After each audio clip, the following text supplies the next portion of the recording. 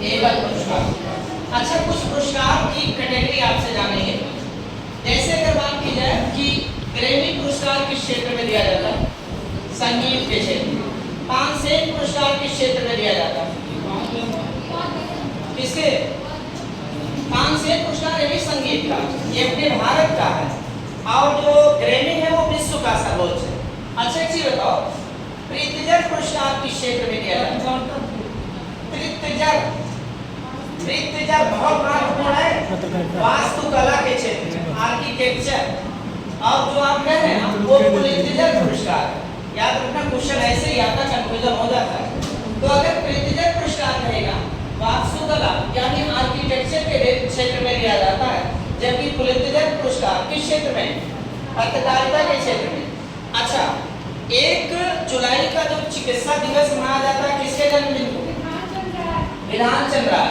एक पूछा जाता है कि चिकित्सा के क्षेत्र में निम्न में से कौन सा पुरस्कार? विधान चंद्र राय पुरस्कार। जैसे पर्यावरण के क्षेत्र में दिया जाने वाला पुरस्कार है टाइलर पुरस्कार, राइट लाइवलीहुड पुरस्कार, ग्लोबल 500 पुरस्कार, किस क्षेत्र में? पर्यावरण के क्षेत्र में। जैसे इसके बाद में आगे अगर आपसे बात करें तो आपका भारत का जो साहित्य के क्षेत्र का सर्वोच्च सम्मान है, जिसका नाम क्या है? ज्ञानपीठ पुरस्कार। किसी एक व्यक्ति को फिल्म के क्षेत्र में आजीवन योगदान के लिए जो भारत में दिया जाने वाला पुरस्कार, दादा साहब फाल्के पुरस्कार। और सबसे पहले किस लेडीज को मिला? देविका रानी को 1969 में। और अभी लास्ट में 53वां जो मिला वो मिला किसे? वहीदा रहमान।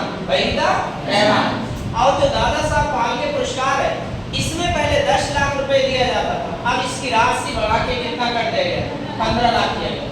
तो पिछले पुरस्कार की हम लोग बात किए थे आपका पर्यावरण के क्षेत्र में। अच्छा, विज्ञान के क्षेत्र में 2 पुरस्कार दिया जाता है, एक कलिंग पुरस्कार और एक शांति स्वरूप भटनागर पुरस्कार। एक कलिंग पुरस्कार और दूसरा शांति स्वरूप भटनागर पुरस्कार। कबीर सम्मान साहित्य और सामाजिक सद्भाव दोनों के लिए दिया जाता है। कौन सा सम्मान?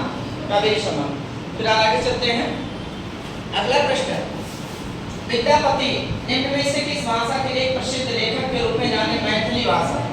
कौन सी भाषा? मैथिली भाषा। और इनकी एक रचना पूछी जाती है, नरपत नाल। नरपति नाल विद्यापति की रचना, हिंदी की रचना बहुत पूछी जाती है। नरपत नाल किसकी है? Vidyapati. The God of small things किसकी रचना? अरुंधति राय। और साइमन, ये आपके सलमान रुश्दी की जो 2 प्रसिद्ध पुस्तक है, सैटनिक वर्सेज और मिडनाइट चिल्ड्रन। सैटनिक वर्सेज और मिडनाइट चिल्ड्रन। और चेतन भगत की तो आप जान ही रहे हैं, कौन सी? आप गर्लफ्रेंड है और अंधेरे बंद कमरे। अच्छी बताओ, एक रचना और बहुत महत्वपूर्ण है, रचना का नाम है आर के नारायण की पुस्तक का नाम है मालगुडी डेज। बहुत पूछी जाती है, मालगुडी डेज किसकी है? आर के नारायण की। आगे देखेंगे, निम्नलिखित में से किस राज्य में रेलवे लाइन की लंबाई सबसे ज्यादा? अपने उत्तर प्रदेश। भारत में सबसे ज्यादा जो रेलवे की लंबाई, पटरियों की लंबाई है वो कहाँ है? उत्तर प्रदेश। सबसे लंबा प्लेटफॉर्म अभी तक गोरखपुर था, लेकिन गोरखपुर का कहाँ का? कर्नाटक का सिद्धरूदा स्टेशन, मतलब प्लेटफॉर्म। ये सब उससे गोरखपुर से भी लंबा हो गया। अच्छा, अगर कहें कि किस वायसराय ने रेलवे का राष्ट्रीयकरण किया, या रेलवे बोर्ड की स्थापना हुई कर्जन के शासन, और रेलवे का राष्ट्रीयकरण 1950। भारत में पहली ट्रेन 1853। अच्छा, विश्व में पहली ट्रेन 1825 में लंदन में। भारत में पहली विद्युत ट्रेन इसी के 100 साल पहले बाद 1925 में भारत में पहले विद्युत ट्रेन का संचालन किया गया। और आगे अगर आपसे बात करेंगे तो भारत में जैसे मिताली राज एक्सप्रेस किसके बीच चलती है? भारत बांग्लादेश। बंधन एक्सप्रेस, मैत्री एक्सप्रेस, ये सभी तीनों चलती है किसके बीच? भारत पाकिस्तान के, भारत बांग्लादेश के बीच। जबकि भारत और पाकिस्तान के बीच जो चलती है, इनका नाम एक थार एक्सप्रेस और एक समझौता एक्सप्रेस। एक थार एक्सप्रेस और एक समझौता एक्सप्रेस। में रेलवे में, ये तो हो गया भैया। इनमें से कौन सी खरीफ की फसल नहीं है? आपको तीनों बता दिया गया था, तीनों प्रश्न, तो इसमें कोई दिक्कत नहीं, गेहूं है। अच्छा, दो बातें आप बताएंगे। जब अंतरिम सरकार का गठन हुआ था, कब गठन हुआ था? कितने वर्षों में कैबिनेट मिशन भारत आया? 1946 में। अरे 42 वाला क्रिप्स मिशन है 1946। तो 1946 में 2 सितंबर 1946 को अंतरिम सरकार का गठन हुआ। उस समय कृषि मंत्री कौन थे? कौन थे? वो उस समय भी थे और आजादी के बाद भी बने, डॉक्टर राजेंद्र प्रसाद। कौन थे? लेकिन जब भारत गणतंत्र हुआ तो उसके बाद जो कृषि मंत्री बने पंजाब राव देशमुख। इससे भी ज्यादा महत्वपूर्ण तो अब है कि वर्तमान में कृषि मंत्री कौन है? मामा शिवराज सिंह। अरे आपन वाले मामा नहीं, मध्य प्रदेश वाले मामा शिवराज सिंह चौहान। कृषि मंत्री कौन है? शिवराज सिंह चौहान है। और जैसा कि हम लोग जानते हैं कि भारत में पहली जो हरित क्रांति आई थी 1966-67, और भारत में हरित क्रांति का जनक एम एस स्वामीनाथन माना जाता है। भारत में 2 फसलों का उत्पादन हुआ था हरित क्रांति के आने से, गेहूं और चावल। लेकिन इन दोनों फसलों में जो सबसे अधिक उत्पादन हुआ था वो गेहूं का हुआ। किसका? और इसका प्रभाव पंजाब, हरियाणा और पश्चिमी उत्तर प्रदेश में देखने को मिला था। और पहली जो हरित क्रांति है ये तृतीय पंचवर्षीय योजना के अंतर्गत इसे काउंट किया जाता है। किसके तहत? तृतीय पंचवर्षीय। आगे देखेंगे, अल्फांसो किसकी प्रजाति है? आम की प्रजाति है। अच्छा, एक ऐसा आम जिसमें बीच में गुठली ही नहीं होती है, ये जब लेखपाल गया, इससे पहले वाला जब लेखपाल हुआ था तो उसमें क्वेश्चन आया, सिंधु आम की प्रजाति। कौन सी? सिंधु आम एक ऐसा आम है जिसमें बीच में गुठली नहीं पाई जाती। और मैंगो रिसर्च सेंटर कहाँ? मलियाबाद लखनऊ। और पूरे भारत में सबसे ज्यादा आम का उत्पादन करने वाला अपना उत्तर प्रदेश। और एक चीज याद रखना, सबसे ज्यादा विटामिन ए का जो स्रोत है वो पका हुआ आम, फिर पपीता, उसके बाद गाजर। हम दोनों को ऑप्शन ये नहीं मिलता, इसीलिए गाजर लेना पड़ता है। लेकिन अगर सीक्वेंस में देखेंगे तो नंबर 1 पका हुआ आम भी पका, नंबर 2 पपीता, नंबर 3 गाजर। और विटामिन ए के जेकर कमी हो जाए तो ओकर का हो रतौंधी हो जाती, क्या हो जाता है? रतौंधी हो जाता है। जिसका रासायनिक नाम जोड़ के पूछ लेता है रेटिनॉल, डायरेक्ट नहीं पूछता रेटिनॉल के प्रभाव से कौन सी कमी होती है। तो आपका वही जब तक विटामिन और रासायनिक, जैसे आप बता दें हमें, अगर बात की जाए कि विटामिन का नामकरण किसने किया था? पंक किया था 1911। अच्छा, ए का रासायनिक नाम रेटिना, बी का थायमीन, बी का थायमीन, B2 का राइबोफ्लेविन, B3 का नियासिन, B5 का पैंटोथेनिका, B6 का पैराडॉक्स, B7 का बायोटिन, B12 का साइनोकोबालामिन, या इसी को कोबाल्ट के नाम से जाना जाता है। महिलाओं में एक समस्या ज्यादातर देखने को मिलती है एनीमिया, खून की कमी या रक्त अल्पत्वता। विटामिन B6 और B12 दोनों उत्तरदायी, B6 और B12 दोनों उत्तरदायी। और C का रासायनिक नाम एस्कॉर्बिक एसिड, D का रासायनिक नाम कैल्सिफेरॉल, और D के बाद E का टोकोफेरॉल और K का फ्लेविनोल। फिर एक दिन आपको बता देंगे कि इसके प्रभाव से कौन सी बीमारियां होती हैं। आगे देखेंगे तो ये हो गया ना भैया। आगे देखिए, भारतीय कृषि अनुसंधान परिषद का नाम नई दिल्ली, भारतीय कृषि अनुसंधान परिषद, भारतीय मौसम विज्ञान, ये दोनों नई दिल्ली। उत्तर प्रदेश का कृषि अनुसंधान परिषद लखनऊ में।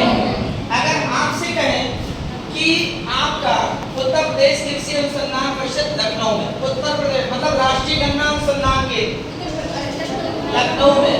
अगर आपसे कहें दक्षिण एशिया का चावल अनुसंधान केंद्र वाराणसी, भारतीय शाक भाजी अनुसंधान केंद्र वाराणसी। इसके अलावा भारतीय वनस्पति अनुसंधान केंद्र लखनऊ, भारतीय विष अनुसंधान लखनऊ, भारतीय औषधि अनुसंधान लखनऊ। और इसके बाद में अगर कहें देहरादून। भारतीय वन अनुसंधान केंद्र और वन सर्वेक्षण संस्थान देहरादून। वन प्रबंधन संस्थान भोपाल। वनस्पति अनुसंधान केंद्र लखनऊ, जबकि वनस्पति सर्वेक्षण संस्थान कहाँ? कोलकाता में। केंद्रीय ईंधन अनुसंधान केंद्र कहाँ है? जलगोड़ा। और जलगोड़ा कहाँ है? जलगोड़ा कहाँ है? झारखंड में। और केंद्रीय खनन अनुसंधान केंद्र धनबाद, ये भी कहाँ है? झारखंड में। और वर्षा वन अनुसंधान केंद्र जोरहाट असम है। और इसके बाद में हिमालय वन अनुसंधान केंद्र शिमला में। और शुष्क वन अनुसंधान केंद्र कहाँ पर? जोधपुर। बाकी चारा अनुसंधान केंद्र बरेली। चारा की झांसी चारा है। बाकी चारा एवं चारागाह अनुसंधान केंद्र झांसी। पशु और पक्षी अनुसंधान केंद्र इज्जतनगर बरेली। इज्जतनगर बरेली। उत्तर प्रदेश का गन्ना काउंसिल बोर्ड कहाँ है? शाहजहांपुर। कहाँ पर है? शाहजहांपुर। जैसे भारतीय आलू अनुसंधान केंद्र शिमला में। कहाँ पर है? शिमला। भारतीय नमक अनुसंधान केंद्र भावनगर गुजरात। भारतीय जूट अनुसंधान केंद्र रेस्तरा पश्चिम बंगाल। भारतीय तंबाकू अनुसंधान केंद्र राजमुंदरी। राजमुंदरी कहाँ है? आंध्र प्रदेश में। इसके अलावा भारतीय चावल अनुसंधान केंद्र कटक उड़ीसा। और भी कुछ फिर धीरे धीरे आगे देखेंगे। तो उष्णकटिबंधीय वर्षा वन साइलेंट वैली या शांति घाटी केरल पश्चिम। और भारत में सबसे ज्यादा जैव विविधता यही पाई जाती है। कहाँ पर? केरल। चाहे केरल ऑप्शन है, चाहे पश्चिमी घाट है, चाहे शांति घाटी है, तीनों तरीके से इसमें ऑप्शन पूछा जाता है और तीनों का उत्तर वही है, क्या? जैव विविधता के। अच्छा, इसके बाद में अगर भैया कहें कि मैंग्रोव वन कहाँ पाया जाता है सबसे ज्यादा? पश्चिम बंगाल। और उसके बाद गुजरात। पर्वत क्षेत्रफल में नंबर 1 मध्य प्रदेश, दूसरा अरुणाचल और तीसरा छत्तीसगढ़। प्रतिशत में नंबर 1 मिजोरम, दूसरा अरुणाचल और तीसरा मेघालय, तीसरा मेघालय। आगे बढ़ेंगे तो मधुमक्खी के डंक से सारे अम्लित मैंने भी कल पूरी बात की, फिर से एक बार सुने। अपने पेट में कौन सा? हाइड्रोजन। अच्छा, जो आप सेब खाते हैं उसमें कौन सा? टमाटर और पालक में दूध में लैक्टिक और सिरका में एसिडिक, नींबू में सिट्रिक, अंगूर और इमली में टार्ट्रिक। कौन सा? टार्ट्रिक अम्ल पाया जाता है। और आगे देखेंगे बाकी कार्बोहाइड्रेट में सल्फ्यूरिक हो जाएगा। और आगे देखा जाए घरेलू बर्तनों की सफाई के लिए जो प्रयोग किया जाता है सोडियम कार्बोनेट। अच्छा, जो सोडा खावा जाता मीठा सोडा जब कहा सोडियम बाइकार्बोनेट, सोडियम बाइकार्बोनेट। और आगे देखा जाए भारत में राष्ट्रीय मानवाधिकार आयोग। तो ये सारे क्वेश्चन तो पहले ही दिन पूरा साल हो गया था। अधिनियम कब का है? 10 दिसंबर 1993। और यही कारण है कि 10 दिसंबर को मानवाधिकार दिवस के रूप में मनाया जाता है। अभी कौन है मानवाधिकार आयोग के अध्यक्ष? अरुण कुमार मिश्रा। अभी कौन है? अरुण कुमार मिश्रा। और आगे देखिए, और पहले जो थे वो रंगनाथ मिश्रा। सबसे पहले कौन? रंगनाथ मिश्रा। निम्नलिखित में से कौन एक हथियार साइबर अपराध के रूप में कंप्यूटर का उदाहरण नहीं है? नहीं, इसमें के लागत का उपयोग करके किसी भी जासूसी प्राप्त करना, ये इसका नहीं। बाकी और सब है के लागत करके। ये 19 का भी यही नहीं, बाकी और सभी इसमें दिया गया। कौन सा उपयोग करके हम दोस्ती, रिश्तेदारों, सहकर्मियों और ग्राहकों को, तो इसमें फेसबुक भी होगा जी, कैमरा भी होगा, फेसबुक भी डाल सकते हैं ना। तो इसमें देखिए दोनों की देखिए कुछ क्वेश्चन ऐसे होते हैं कि अच्छा कैमरा को देखिए कुछ क्वेश्चन ऐसे होते हैं ना कि दो सही होते हैं, वो आयोग के ऊपर डिपेंड करता है उससे एक्सेप्ट किया जाता है ना। इस बात को भी याद रखना। इसमें फेसबुक भी है और कैमरा दोनों भी है। तो अच्छा, कभी ऐसा भी होता है तो एक चीज और याद रखिएगा, जो ऑप्शन पहले होता है वरीयता उसे भी जाती है, ये भी याद रखिएगा, है ना। ये चीज भी याद रखिएगा। कभी कभी दो मिलता है, जैसे आप समास पढ़ते होंगे ना, तो कोई कर्मधारय में भी लेता है, बहुवचन में भी लेता है, तो विकल्प के ऊपर डिपेंड करता है, याद रखिएगा इस बात।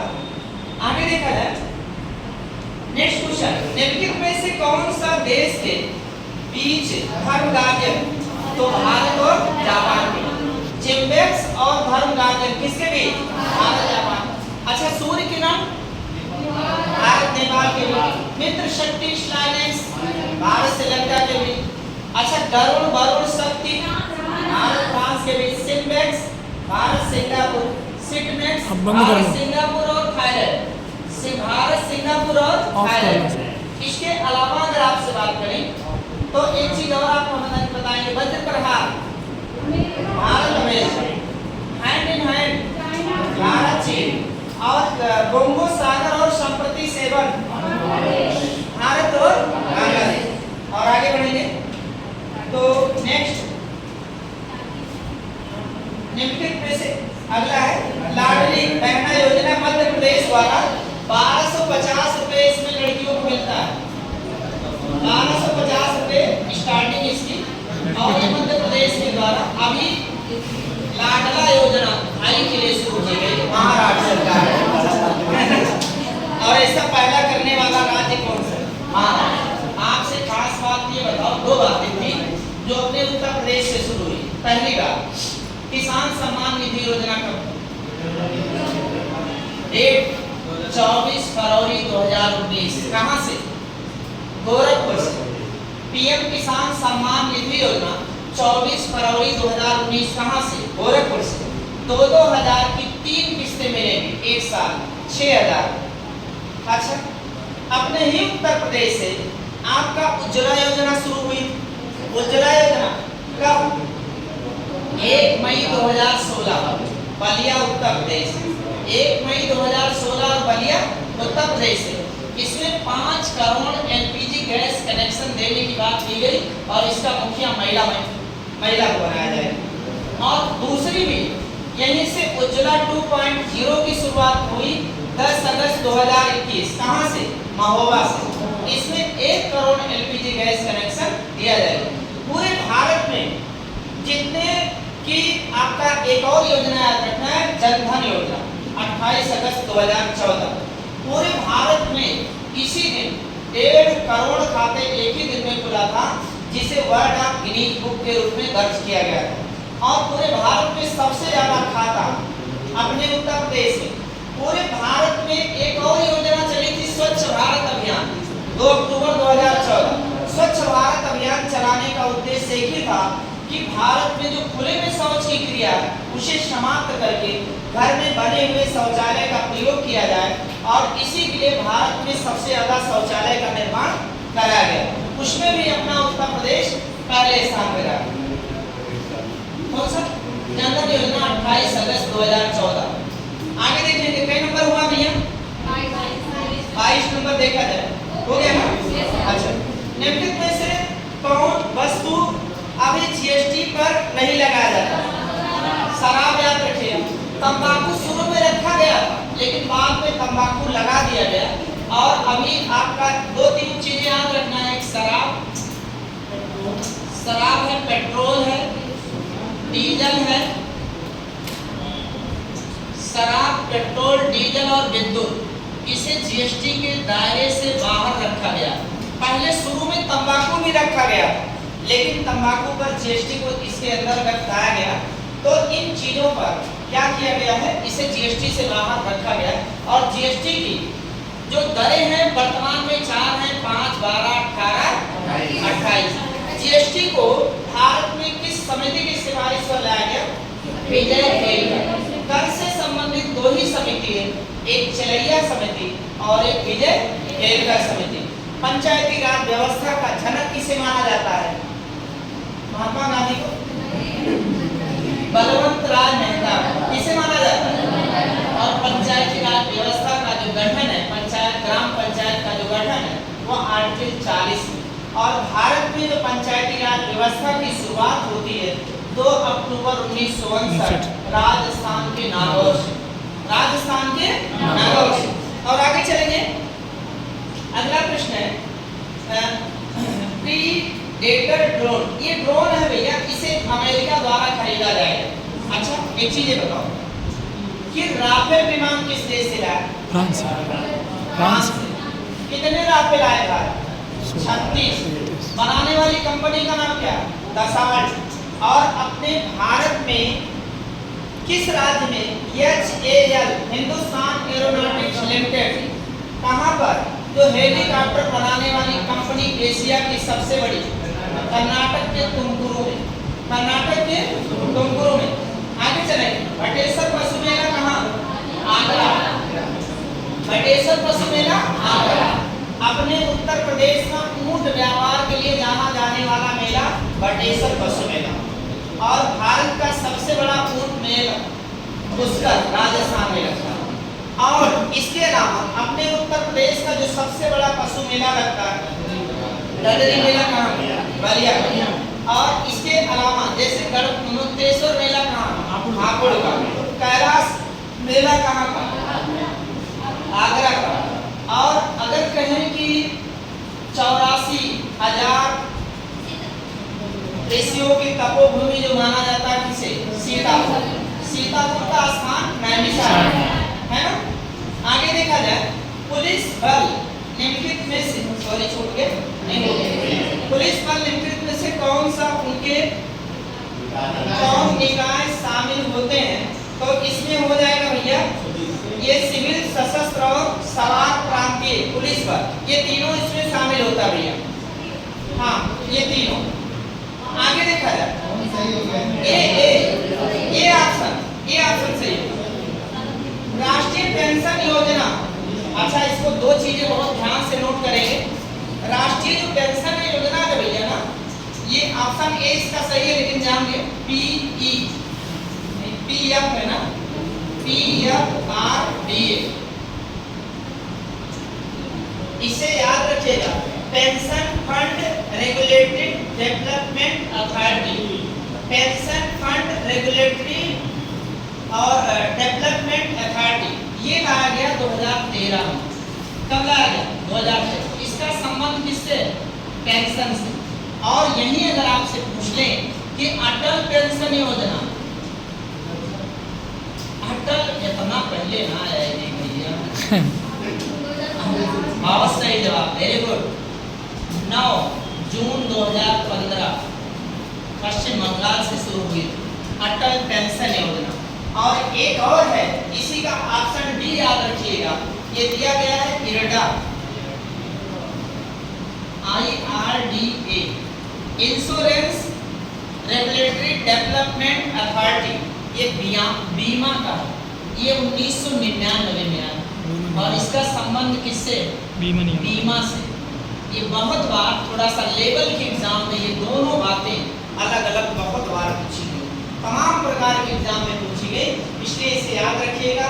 ये बीमा आपसे बताएंगे, आप हमको बताएंगे LIC की स्थापना कब? LIC की स्थापना कब? 2 सितंबर 1956। इसी की टैगलाइन है जिंदगी के साथ भी और जिंदगी के बाद भी। किसकी? LIC। और इसका मुख्यालय कहाँ? इसका मुख्यालय कहाँ? मुंबई में। और एक और बीमा से संबंधित है जिसका नाम GIC है। GIC, अरे गर्ल्स इंटर कॉलेज नहीं है, जनरल इंश्योरेंस कॉर्पोरेशन, साधारण बीमा निगम। साधारण बीमा निगम, इसकी स्थापना 1972 में की गई। कब की गई? 1972 में। और आगे चलेंगे, आगे देखा जाए उत्पादन हेतु कच्चा माल और नकदी किसके अंतर्गत वर्गीकृत किया जाता है? तो कार्यशील पूंजी के अंतर्गत आता है। आप बताएंगे उत्तर प्रदेश की नकदी फसल कौन सी? गन्ना। कौन सी फसल? गन्ना नकदी फसल है उत्तर प्रदेश की। स्वतंत्र भारत का पहला केंद्रीय बजट किसने पेश किया था? K.S. शेट्टी। के षणमुखम शेट्टी। ये स्वतंत्र भारत के पहले वित्त मंत्री थे। अच्छा, अंतरिक्ष सरकार में पहले वित्त मंत्री कौन थे? लियाकत अली। कौन थे? अच्छा, विश्व में बजट का जनक किसे माना जाता है? विश्व में बजट का जनक किसे माना जाता है? इंग्लैंड के पहले प्रधानमंत्री, जिनका नाम क्या? Robert Walpole. इन्हें विश्व का जनक माना जाता है। अच्छा, 4 स्थितियों में ब्रिटेन के प्रधानमंत्री याद रखना। पहले कौन? Robert Walpole. जब 1857 की क्रांति हुई तो उस समय ब्रिटेन के प्रधानमंत्री कौन? प्राइम मिनिस्टर और जिस समय 1930, 31, 32 में तीनों गोल में सम्मेलन हुआ था उस समय कौन? Ramsay MacDonald. जिस समय संयुक्त राष्ट्र संघ की स्थापना हुई थी 24 अक्टूबर 1945, उस समय कौन? Winston Churchill. और जिस समय भारत अपना आजाद हुआ था उस समय कौन? तो क्लीमेंट एटली। इनका संबंध लेबर पार्टी से। और अभी वर्तमान में ब्रिटेन के प्रधानमंत्री कौन? कीर स्टारमर। कौन है? कीर स्टारमर। और ये 14 वर्ष बाद पुनः बने हैं लेबर पार्टी से। किस पार्टी से? लेबर पार्टी से। आगे चलेंगे नेक्स्ट क्वेश्चन पे। क्या नंबर हुआ भैया? 29। अच्छा हो गया। भारतीय संविधान में स्वतंत्रता, समानता और विश्व बंधुत्व की भावना, ये भारतीय संविधान ही नहीं अपितु पूरे विश्व के लिए एक नारा गया था, स्वतंत्रता, समानता और विश्व बंधुत्व की भावना फ्रांस की क्रांति से गया था। किससे गया था? और फ्रांस की क्रांति हुई कब थी? 1789 में। कब हुई थी? 1789 में फ्रांस की क्रांति। रूस की क्रांति कब हुई थी? 1917 में। 1917 में फ्रांस की क्रांति 1789 में। इंग्लैंड की क्रांति कब हुई थी? 1688 में। अमेरिका की क्रांति कब हुई थी? 1773 में। चीन की क्रांति कब हुई थी? 1911 में। कब हुई थी? और आगे बढ़ेंगे अगले प्रश्न की ओर देखा जाए तो आगे किस अनुच्छेद के अंतर्गत राष्ट्रपति मृत्युदंड को माफ कर सकता है? 72। अच्छा, राज्यपाल यही समाधान प्रक्रिया किस आर्टिकल के तहत? 161। राष्ट्रपति का 72 है, राज्यपाल का 161। और आगे देखें निम्नलिखित में से कौन सा देश पड़ोसी देशों के साथ रखता है? तो दिए गए विकल्प में बांग्लादेश, पाकिस्तान, अफगानिस्तान, नेपाल, भूटान, चीन, म्यांमार और बांग्लादेश। ये 7 देश जो भारत के साथ सीमा साझा करते हैं। और आगे देखा जाए साहित्य लहरी, साहित्यकृत लहरी ने, वो तो सूरदास की रचना में साहित्य आगे साहित्य लहरी, सूरसारावली और सूरसागर, ये तीनों किसकी है? सूरदास, कालिदास की नहीं, सूरदास। और तो रत्नावली जो पुस्तक है किसकी? हर्षवर्धन। तीन रचना है हर्षवर्धन की। एक तो नागानंद है, नागानंद है, प्रियदर्शिका, प्रियदर्शिका और रत्नावली। रत्नावली, नागानंद, प्रियदर्शिका, रत्नावली, ये तीनों रचना किसकी है? हर्षवर्धन है। और हर्षवर्धन के प्रमुख दरबारी कवि थे जिनका नाम बाणभट्ट है। और बाणभट्ट की 2 रचना, एक हर्षचरित और एक कादंबरी। एक हर्षचरित और दूसरी का नाम क्या है? कादंबरी। और आगे देखेंगे तो ये आपका बुलंद दरवाजा किस शहर में स्थित है? तो फतेहपुर सीकरी। फतेहपुर सीकरी में बुलंद दरवाजा स्थित है। और ब्रह्म समाज की उत्पत्ति कहाँ? मतलब स्थापना से संबंधित बंगाल में 1828 में राजा राम मोहन राय ने इसकी स्थापना की थी। अच्छा, इसके बाद में अगर आपसे कहें तो वेदांत कॉलेज के स्थापक कौन है? कौन है? राजा राम मोहन राय। और आत्मीय सभा की कौन है? इसके भी राजा राम मोहन राय। तो ब्रह्म समाज 1828 है और वेदांत कॉलेज 1825 है और आत्मीय सभा 1815। जैसे ये ब्रह्म समाज है, ऐसे भारतीय ब्रह्म समाज की बात करें, इसके संस्थापक कौन है? केशव चंद्र। अच्छा, आदि ब्रह्म समाज के कौन है? देवेंद्रनाथ टैगोर। गोपनीयता का अधिकार, राइट टू प्राइवेसी, एक मूल अधिकार है और इसे 21 के अंतर्गत रखा गया है। किसके तहत? 21 के अंतर्गत। भारतीय संविधान में समाजवादी, धर्मनिरपेक्ष और लोकतांत्रिक गणराज्य में शामिल किए जाने की बात की जाए तो इसे 42वां संविधान संशोधन द्वारा जोड़ा गया। 42वां संविधान संशोधन द्वारा 1976 में जोड़ा गया समाजवादी, पंथ निरपेक्ष और अखंडता। इन तीनों शब्द को जोड़ा गया और अभी तक प्रस्तावना में केवल एक बार संशोधन हुआ। अगर कहा जाए कि संविधान की आत्मा किसे माना जाता है? प्रस्तावना। लेकिन अगर कहा जाए भीमराव अम्बेडकर ने किसे माना है? आर्टिकल 32। आर्टिकल 32। और इसी प्रस्तावना में 5 प्रकार का क्या है? 5 प्रकार का क्या है?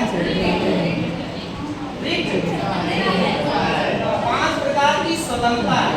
विचार, अभिव्यक्ति, विश्वास, धर्म और उपासना, ये 5 प्रकार की स्वतंत्रता है। 3 प्रकार का न्याय, सामाजिक, आर्थिक और राजनीतिक, और 2 प्रकार की समता, प्रतिष्ठा और अवसर की क्षमता।